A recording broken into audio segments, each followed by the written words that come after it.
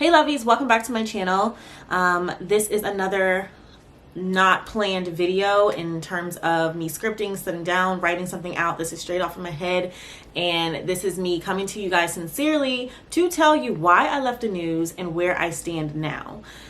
This is a video I could not address before due to legal issues, and the contract with that is, it was up, I believe, in March of this year. Thank the Lord. And now I can finally speak my piece. I'm even more empowered to speak my piece now that Black Lives Matter is being taken into account. Now that we as a Black community, we're speaking up, holding our peace, and we're not afraid to say that, oh, we may lose this, we may lose a job, we may do this just for speaking our truth. So I don't want you guys to feel like, oh, she just coming out and saying this, because no. If anything, I'm coming out and saying this because I finally feel comfortable enough to speak my piece.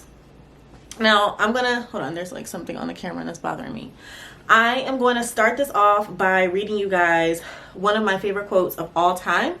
It's by Melinda Gates, and it reads, "A woman with a voice is by definition a strong woman, but the search to find that voice can be remarkably difficult." And baby, it has been. A woman with a voice by definition is a strong woman is the first part of the quote that I've been going by, right?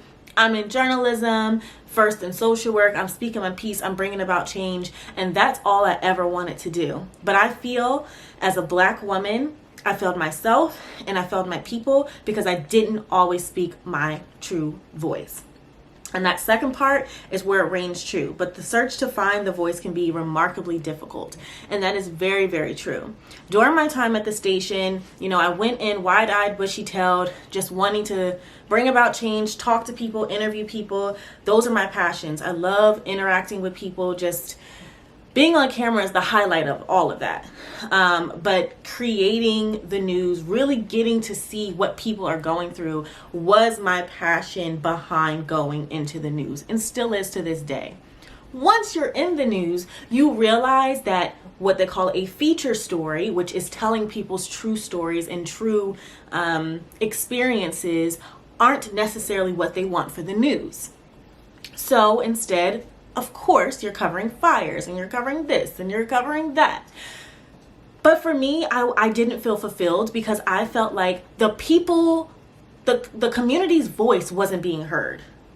Yes, there's fires. Yes, there's this. And I'm not saying we need to omit that from the news. But what I'm saying is I felt like the highlight of the people who truly need help and truly need to speak their voice and truly want to be heard, the voice of the unheard, which is supposed to be a news platform, does not serve that purpose, in my opinion. And let me just be clear, because I don't want to speak on all news channels.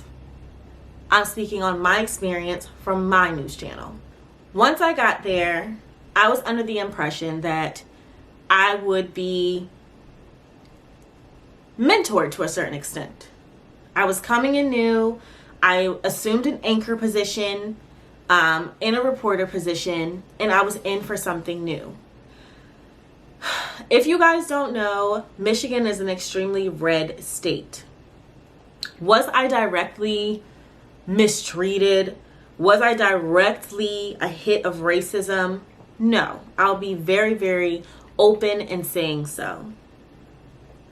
Do I feel like that played a part in how I experienced my time on the news?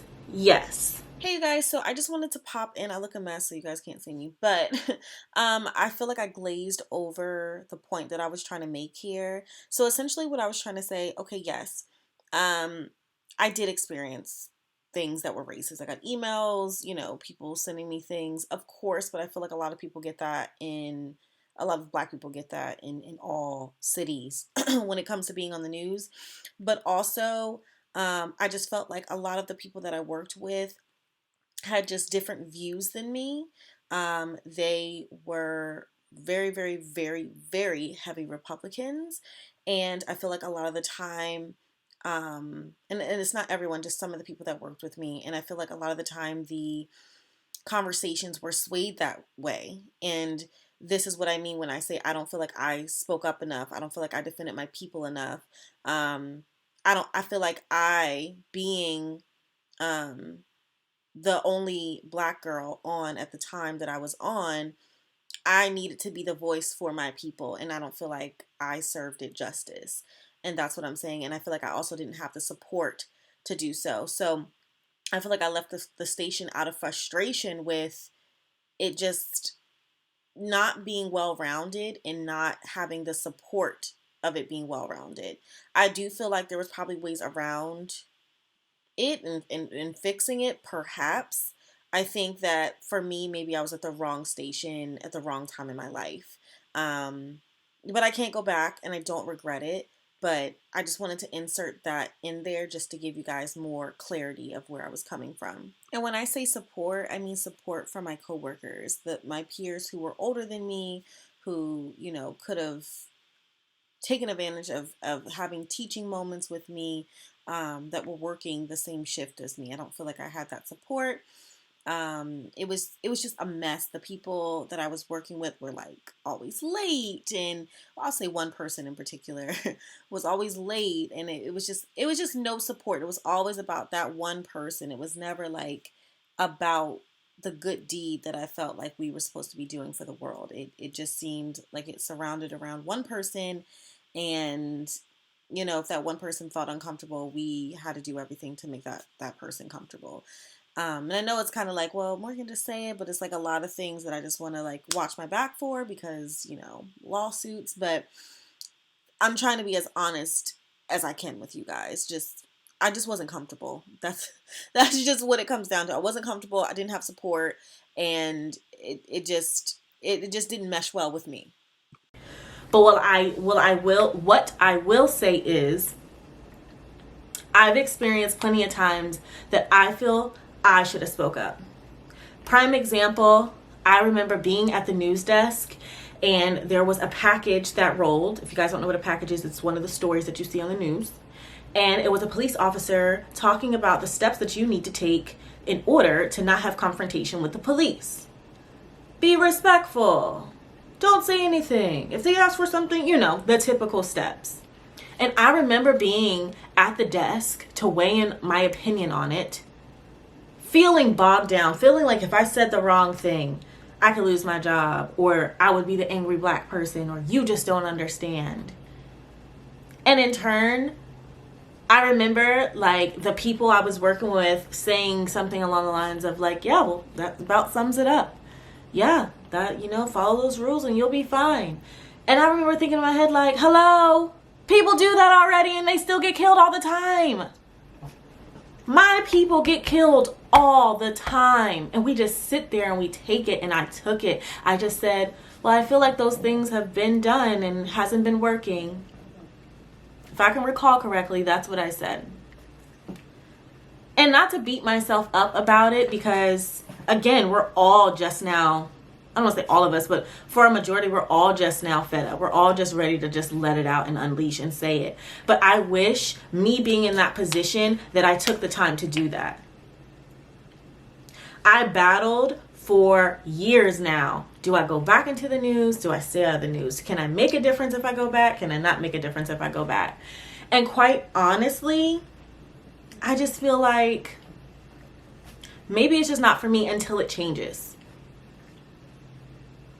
We need more black people in the newsroom. I'm not denying that. But the problem with that is a lot of the decision makers, a lot of the news directors, a lot of the producers aren't black people. And if you want my honest opinion, I wasn't telling stories. I was telling news fillers. A lot of this, you got to realize the news is still a business. We're just filling time. I felt like I was not being genuine. I felt like I was being used as a pawn to go cover these stories. In my station, we didn't have the right, not the right, that's not the word I want to say, but we weren't really big contributors of stories. We were really just told what to cover. We didn't have news meetings to talk about the things and the problems in the area. We were told what to cover.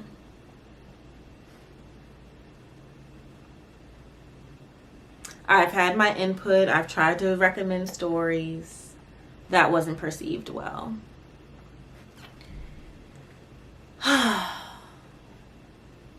I say all this to say that I don't think I spoke up enough. And I feel like it's all a process. I feel like it's all about growth. But I think I'll choose to use my voice in a different way. All in all, there was just a lot of things wrong at that station that I didn't really make mention in this video. And I just hope that you guys kind of get a grasp of where I'm coming from. And yeah, I mean, I don't want this to be a video to knock anyone's dreams. If you want to be in the news, please, by all means, do so. Like I said, we need more Black people, more Black faces on air and off air. So I don't want this to be a deterrent. I just want to speak my truth.